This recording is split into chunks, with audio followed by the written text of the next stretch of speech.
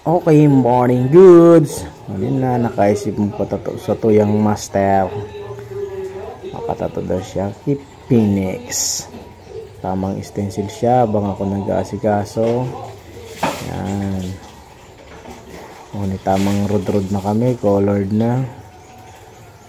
Hanggang red lang damo na, may gigibuhong ba siya, tapos may law pasaga. Yan. Sa mga gusto po magpatato, open schedule po ako, kung service available.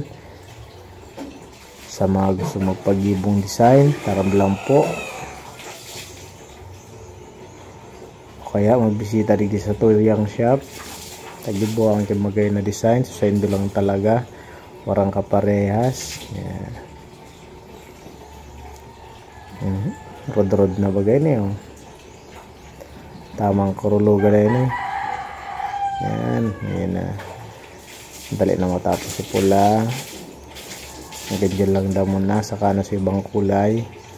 Medyo dakol kayo ng kulay, nasa 12 patas kayo.